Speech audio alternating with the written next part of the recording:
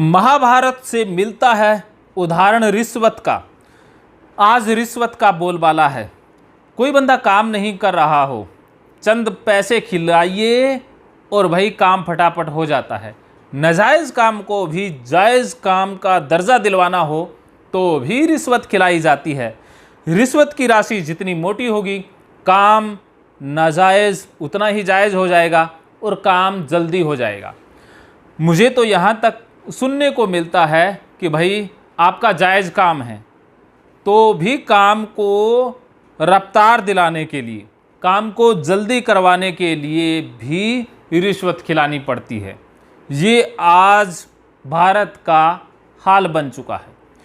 यही हाल महाभारत के समय भी था। हो सकता है कि उस समय कमी हो, लेकिन परिस्थितियां ऐसी थी। तो मैं महाभारत की शुरुआत बता रहा हूं। महाभारत की शुरुआत रिश्वत से ही होती है। कैसे? इसके लिए आपको राजा परीक्षित की कहानी सुननी होगी। अभिमन्यु के जो पुत्र हुए सुभद्रा से, उनका नाम है राजा परीक्षित। जब राजा परीक्षित की उम्र 60 वर्ष के करीब थी, तब वो एक बार जंगल में शिकार करने के लिए गए। अब शिकार करने के लिए गए तो उन्होंने तीर से एक हिरण को बींध डाला। अब हिरण घायल अवस्था में ही भाग निकला। अब भाग गया तो राजा परीक्षित उसके पीछे पीछे गए, लेकिन हिरण मिला नहीं। दूर वन में निकल गए। अब वन में निकल गए तो वहाँ पर उन्होंने देखा कि एक ऋषि तपस्या कर रहे हैं। वो ऋषि और कोई नहीं, शमीक ऋषि थे। तो वो तपस्या में लीन हैं। अब वो ऋषि ऐसे हैं जिन्होंने मौन व्रत धारण कर रखा है, वो बोलेंगे नहीं। अब राजा थके हुए हैं और भूखे भी हैं, प्यासे भी हैं। तो उन्होंने मुनि से पूछा कि आपने यहाँ हिरण को देखा क्या? अब मुनि बोले नहीं। राजा ने दोबारा पूछा, मुनि फिर नहीं बोले।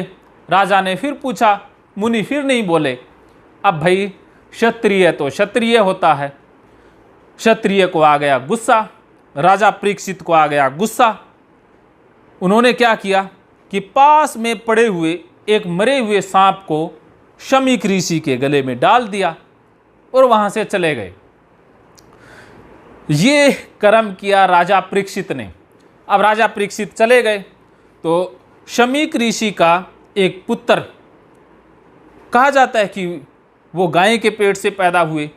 अब महाभारत में बहुत जगह पर, या सारे महाभारत को आप देखोगे, आदि पर्व को आप पढ़ोगे तो भाई कोई जानवर के गर्भ से पैदा हो रहा है, कोई पेड़ से पैदा हो रहा है, कोई पक्षी से पैदा हो रहा है, कोई मनुष्य जाति की महिला है उससे कोई पशु पैदा हो जाता है, कोई घोड़ा पैदा हो जाता है, कोई हाथी पैदा हो जाता है, कोई मछली के गर्भ से बच्चा पैदा हो जाता है।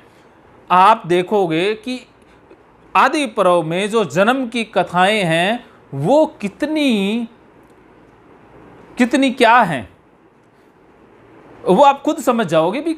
ऐसी कथाएं हैं कि पक्षियों से मनुष्य पैदा हो जाते हैं, मनुष्यों से पक्षी पैदा हो जाते हैं, मछलियों से इंसान पैदा हो जाते हैं, कुंवारी कन्याओं से बच्चे पैदा हो जाते हैं, कोई किसी के साथ रिलेशन बना लेता है। अवैध संबंधों की कहानियाँ भी महाभारत के आदि पर्व में आपको मिल जाएगी। लेकिन उस संबंध को कैसे जायज़ ठहरा दिया जाता है वो भी आप महाभारत में जानोगे। तो हमारा मूल विषय आज अवैध संबंधों की बात करना, या जानवरों से इंसान पैदा हो जाना, या इंसानों से जानवर पैदा हो जाना, उस विषय पर बात करना नहीं है। उस विषय पर हम फिर अलग से एक वीडियो में बात करेंगे। आज रिश्वत की बात कर रहे हैं तो मूल उद्देश्य रिश्वत पर बात करना है। तो अब जैसे ही शमीक ऋषि के बेटे श्रृंगी किशोरावस्था में था, लेकिन था बड़ा गुस्सेल। जब उसको पता चला कि तेरे पिता के गले में तो राजा परीक्षित ने सांप मरा हुआ डाल दिया है, तो इससे उसके आत्मसम्मान को और अहंकार को चोट पहुंची। तो श्रृंगी ऋषि ने राजा परीक्षित को श्राप दे दिया महाभारत तो है ही कहानी श्राप की।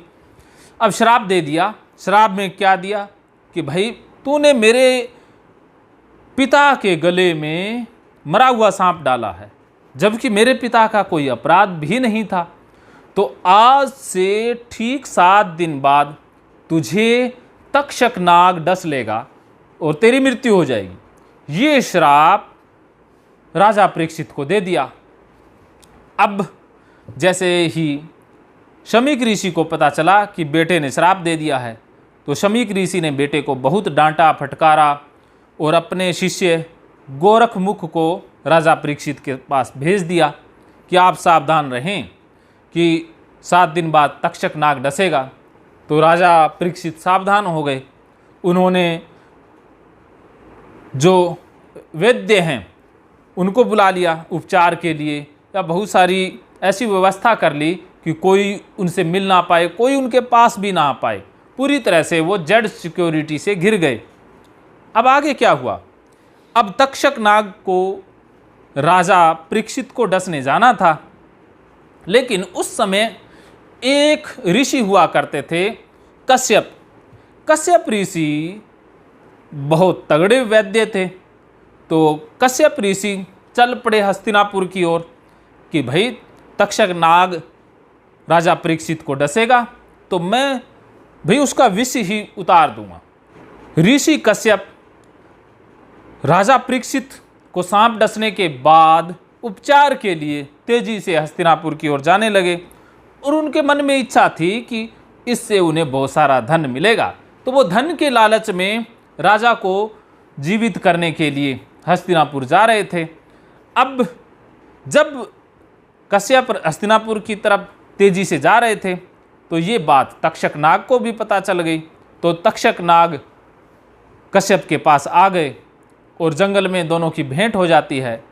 एक लकड़ियाँ काटने वाला लकड़हारा भी एक पेड़ के ऊपर बैठा था, जिसको ना तक्षक ने देखा ना कश्यप ऋषि ने देखा। तो अब तक्षक नाग ऋषि के पास आता है और कहता है कि आप कहाँ जा रहे हैं।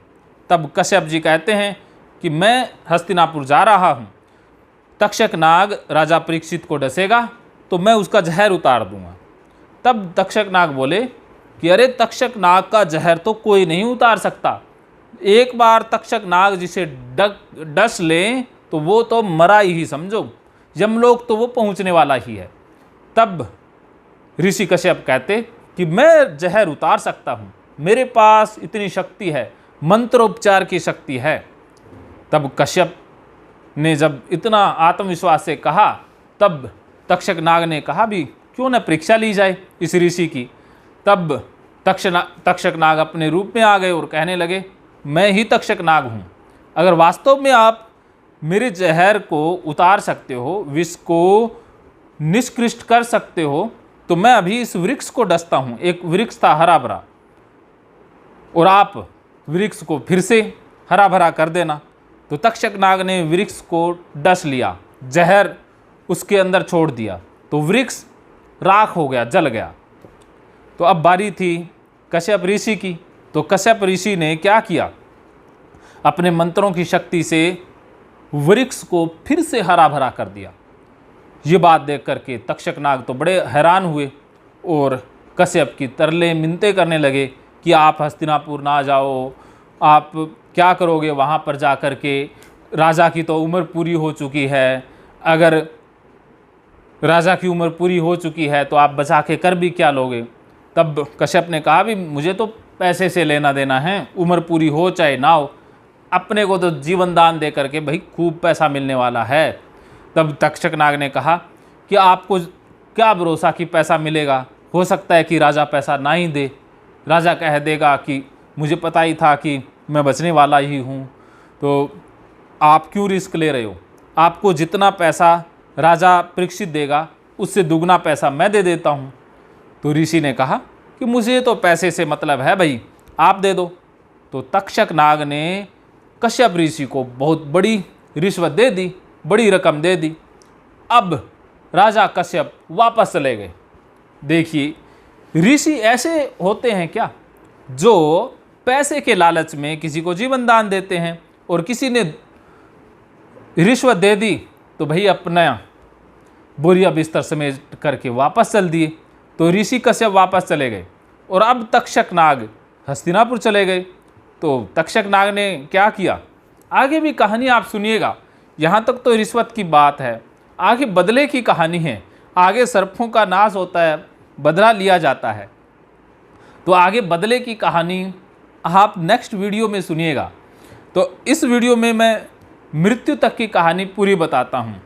तो अब हुआ क्या कि तक्षक नाग ने अपने जो साथी नाग है उनको बुलाया और कहा कि आप साधुओं का भेष धर के हस्तिनापुर जाओ और राजा को फल दो कि ये दिव्य फल हैं, साधुओं ने फल दिए हैं, आप इन फलों का सेवन करें। तो बाकी जो सहयोगी नाग हैं उन्होंने वैसा ही किया। तो वो राजा परीक्षित के पास गए साधुओं के वेश में और दिव्य फल उनको अर्पित कर दिए। राजा ने फल स्वीकार कर लिए और साधुओं को वापस भेज दिया धन और दक्षिणा दे करके। तो ये तक्षक नाग की चाल थी। तो तक्षक नाग फल के अंदर ही छुप करके बैठ गए सूक्ष्म रूप धर के। तो जैसे ही राजा ने फल को काटा तो तक्षक नाग बाहर आ गए और राजा को डस लिया। तो राजा को जैसे ही तक्षक नाग ने डसा तो राजा की मृत्यु हो गई। इस प्रकार श्रृंगी ऋषि का श्राप सत्य सिद्ध हुआ और राजा परीक्षित की मृत्यु हो गई। लेकिन ये कहानी है रिश्वत की कि राजा परीक्षित बच सकते थे, उनका जीवन बच सकता था, लेकिन कश्यप बचाने के लिए आए ही नहीं। वो तो अपना पैसा समेट करके चले गए। तो महाभारत हमें सिखाता है कि इंसान कैसे गड़बड़ियाँ करता है। रिश्वत, लालच या लोभ की कहानियाँ हैं कि ये इंसान की प्रवृत्तियाँ हैं। इंसान के अंदर लालच है। जिस इंसान के अंदर जितना बड़ा लालच है वो उतना बड़ा रिश्वतखोर होगा, वो उतना बड़ा रिश्वत देने वाला भी होगा। कई बार अच्छे कार्य के लिए रिश्वत देनी पड़ती है। तो ये प्रभाव है घूसखोरी का कि भाई बुरे कामों के लिए रिश्वत लोग देते हैं। तो आजकल इंसान इतना लालची हो गया है कि वो अच्छे काम के लिए भी रिश्वत लेने लग गया है। नौकरी लगना हो, किसी को नौकरी से हटवाना हो, ट्रांसफ़र करवाना हो, कुछ भी करवाना हो, रिश्वत तो चलती है। आज तो भगवान ही रिश्वतखोर हो गए हैं। हनुमान जी सवामनी का प्रसाद लेकर के नौकरी लगवाते हैं। कोई छोटा मंदिर है तो 5 रुपए में काम कर देता है, कोई 50 रुपए में। बाकी नामी गिरामी मंदिर है वो बड़ी रिश्वत लेते हैं। कोई सोने की रिश्वत लेता है, कोई कपड़े की रिश्वत लेता है, कोई 5 बार चक्कर कटवाने की रिश्वत लेता है। तो भगवान रिश्वत के बगैर काम करते ही नहीं हैं। वास्तव में भूल कहाँ हो रही है? भूल हो रही है स्वीकार करने में कि हम नियति को स्वीकार नहीं कर पाते हैं कि नियति को ना तो कोई बदल पाया है ना बदल सकता है। जो होना है वो होकर रहना है। जब हम ये स्वीकार कर लेते हैं तो हमें फिर रिश्वत देने की ज़रूरत नहीं पड़ती है। जब हम रिश्वत देंगे ही नहीं तो फिर रिश्वत लेने वाले कैसे ज़िंदा रहेंगे? तो हमें अपनी इच्छाओं को, अपने लोभ को, लालच को, डर को, चिंता को बैलेंस करके रखना सीखना होगा।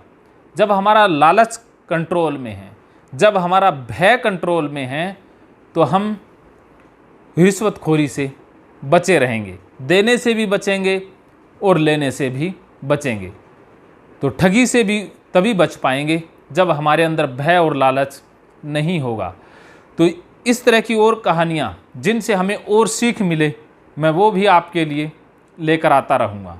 मानो तो मौज है, वरना समस्या तो रोज़ रोज़ है।